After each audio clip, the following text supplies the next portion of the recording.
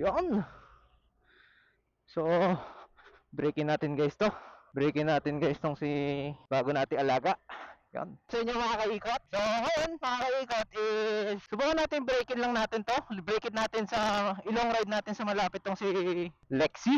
Ating Lexi, no? Saan kaya natin to igagala? Dito naman sa Nueva Ecija, medyo maraming malalapit na pwedeng galaan. So, ngayon mga kaikot, dahil i-breakin natin tong si Lexi, syempre, gawin na rin natin ang vlog. No? Hindi ito full review mga kaikot, pero sagutin natin yung tanong kung bakit ako nag-Lexi 155. Hanap po na tayo ng spot para i-check kung okay yung audio niya. So, yan. Ngayon, as you can see, hindi naman tayo mga kaikot. Long ride ko muna to sa malapit. At saka ilang araw na nag-uulan. Hindi ko mailabas tong motor. Hassle eh. Mahirap naman kasi mga kaikot yung bagong labas yung motor mo. Pero kung kakaputek, wey, ayoko nun. So, hindi ko pa pinapapalo yung BBA niya mga kaikot. Pero tamang 6,000 RPM lang.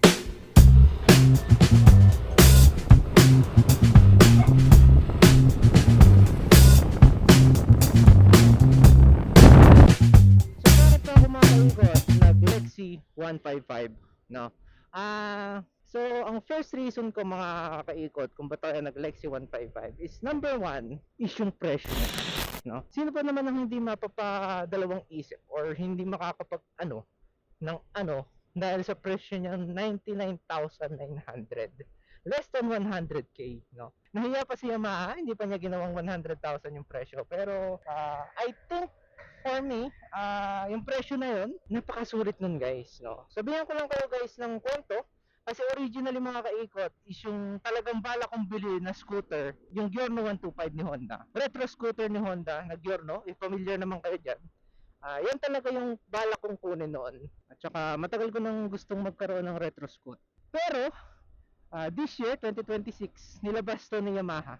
Itong Lexi 155. Kaya naman talagang napadalawang isip tayo kung mag-Giorno pa tayo or eto na. Kasi tell you the truth mga kaikot, si Giorno is 102,900. Ngayon yata 103 na siya, sinakto na ni Honda. Mas mura siya ng 3K, naka 155 ka na. No, kaya talagang mapapaisip ka. Kaya naman, diyan napapasok mga kaikot yung second reason ko, bakit ako nag-Lexi 155. Speaking of 155cc, no? Simply because 155 boy. 155, no? Yun talaga yung deal breaker sa kanya guys, no? Yun talaga yung deal breaker.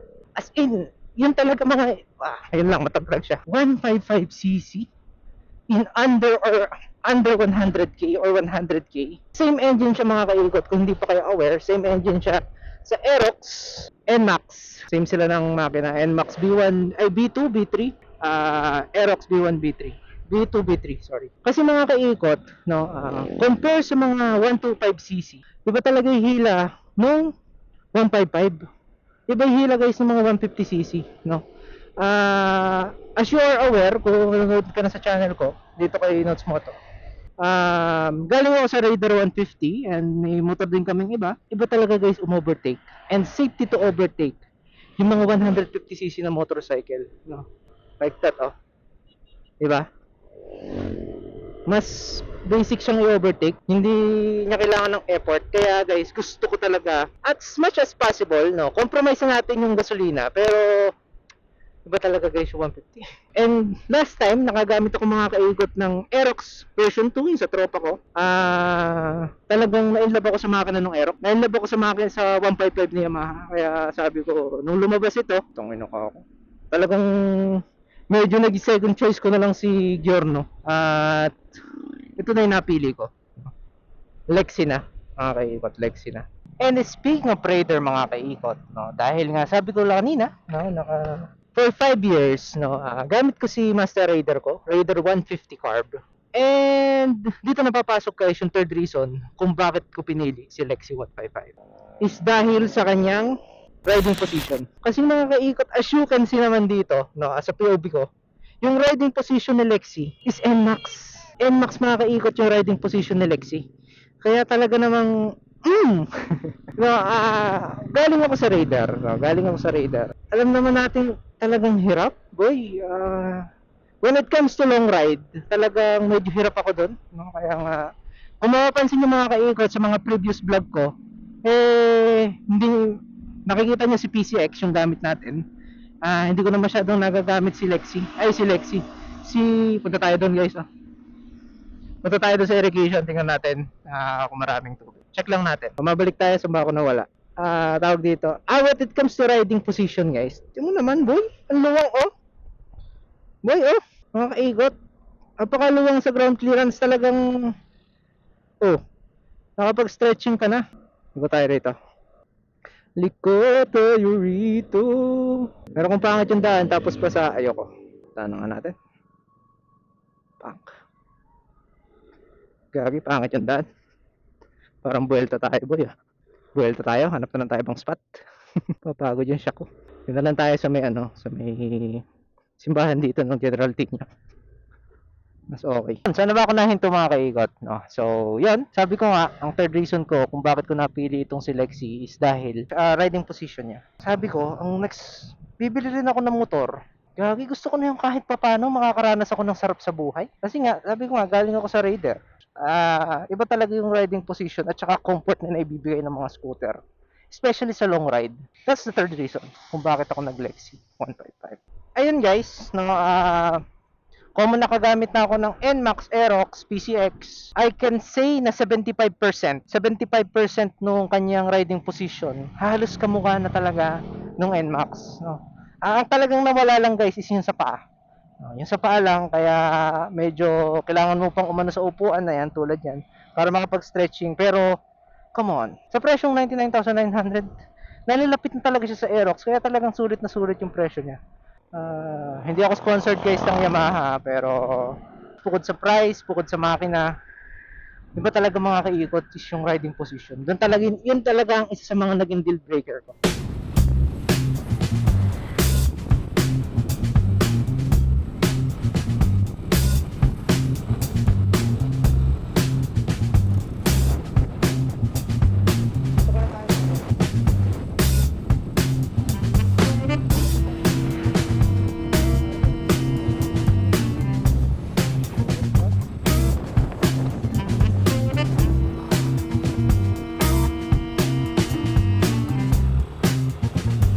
Welto tayo mga kaikot, punta tayo sa kabila dumaan para medyo maganda-ganda yung braking natin.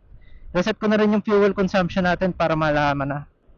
Si 60 lang tayo mga kaikot, ayoko medyo tira-tirahin yung motor. Chill lang natin. 22 kilometers per liter, ang to big bike. Yan, dito tayo dumaan guys. Yung, sa Malasakit Bypass Road para. So yan mga kaikot, no, tuloy na natin.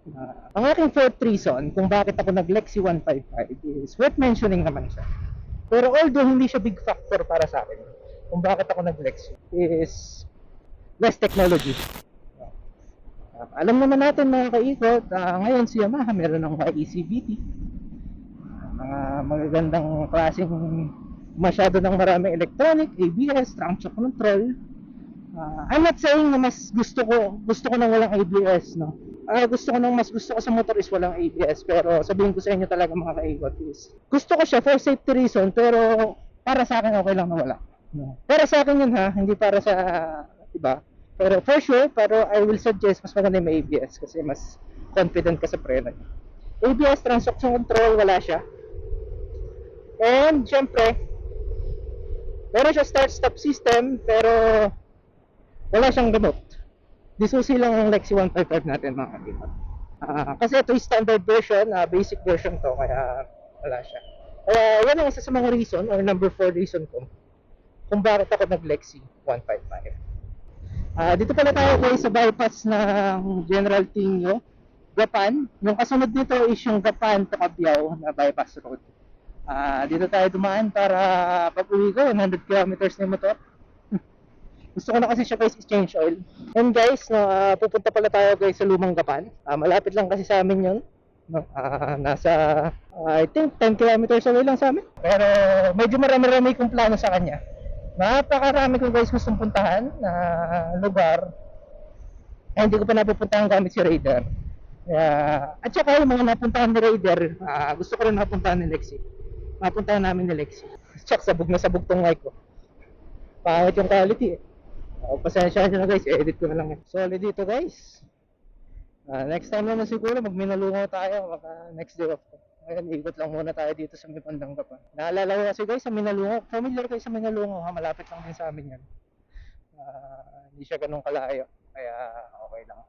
So yan mga kaigat, no, marami kong reason. There's a plenty of reason kung bakit ko pinili si Lexi 155. No? Pero I think i-conclude ko na lang siya sa 5. No? And I think this is my final reason bakit ako nag-Lexi 155. Bakit nga ba si Lexi 155 ang pinili ko? Is for sure, marahil yung iba sa inyo mga kaikot is magdi-disagree sa akin. No? Kasi subjective yung fifth reason ko. Kasi ang fifth reason ko is yung kanyang looks.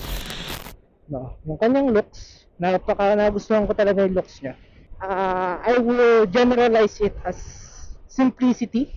Simple lang yung looks niya. Hindi siya makanto, bilogis siya, puro mga straight lines lang siya. For me, para sa akin, yun talaga pinaka nagustuhan ko. Hindi siya makanto, bilogi siya kung mapapansin nyo. Unlike sa mga ibang motor ngayon, na talagang puro kanto na, puro edge na. And syempre, Brad, tingnan mo na may mukha na yan, boy. Ano yung front face niya? Aminin ko guys, yung looks ni Lexi, may angulo siya na hindi maganda. May angulo siya na parang nagkulang sa design. Pero meron din angulo na talagang pogi yung motor, boy. Unlike sa Aerox na talagang kahit sang angulo mo tingnan talagang pogi yung motor. There's no denying it, talagang maganda si Aerox. No? Pero itong si Lexi, kumbaga sa tao, hindi siya photogenic. And idagdag ko pa dyan guys, no? Si Lexi, maliit tingnan. Maliit siya sa picture pero sa personal, malaki yung motor eh. Malaki yung motor sa personal. Hindi siya malalayo sa kapatid niya na NMAX at saka sa Aerox. Ano yung signature, ano niya na matagtag boy? Tara, tagtag. Di ba? Lambutan ko na lang siguro yung gulong. Ayun, that's my final reason kung bakit ko napili si Lex. Nakuha niya yung pagiging simplicity which is yung gusto ko sa motor. Walang, simple lang. Simple lang pero mas nagagandahan kasi sa motor pag simple. Punta tayo guys sa Lumang Gapan. Doon ko na lang tapusin yung vlog natin. Let's go! Gapan City guys. Sa Gapan City tayo. Tatakbo ng Lexi natin. May 85 kilometers na. Saglit lang to braking sa akin. Basta lagi lang siyang umaraw sana. Pagka kasi nag-uulan, ayaw kong gamitin. Paanda rin ko na lang sa loob ng bahay guys. Hirap maglinis. Lalo pag ganitong bago. Ayaw kong madunahan yung mga singit-singit. At saka guys pala, idagdag ko na lang din, no? When it comes to 150, nung nagamit ko yung PCX 160, nasa Jawa ko yun eh, no? Nung nagamit ko yun, doon ko na na-conclude na gusto ko na mag-maxi scooter, na gusto ko na ng scooter na naka 150cc and up. Wala, talagang nailab ako sa mga maxi scooter. Ayan guys, makikita nyo, tingnan mo naman yung looks na yan boy. Dito sa side na ito mga kaikot, hindi ko trip si Lexi. Yan, yung looks na yan. Pero dito kasi boy, diyan sa muka, pogi.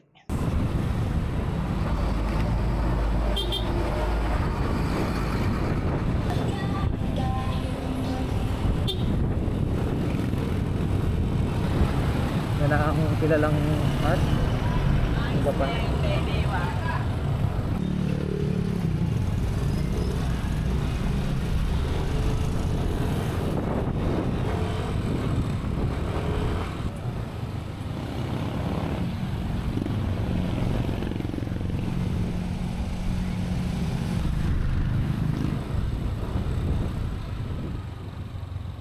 Ito guys, dito na to sa area ng Lumang Gapan, no? Kung familiar kayo dito o napuntahan niyo na tong lugar na to, for sure kilala niyo na tong kalye na to, no? Yan, so dito, ano tayo rito? Dito na tayo guys sa may Lumang Japan. Yan. Alright, Paldagins na naman to guys. Talan tayo sa may lilim siguro. Talagang subok na subok kung gaano katagtag si Yamaha. Kaya nagpipicture doon sa tayo tatambay nito guys. Pero ito yun guys, ito yung Lumang Gapan. Montajan lang natin siguro si Lexi dito. Subok na subok ang tagtag ni Lexi. Tayo na magandang spot. Kung wala, hindi wala. I think mga kaikot, dito ko natatapusin yung vlog ko dito sa Lumang Gapan. Maraming salamat mga kaikot at umabot kayo dito sa dulo. At syempre, montajan lang natin yung Lexi natin, no? Pero yan, so maraming salamat mga kaikot. Orange Matter out. Bye. Bye-bye.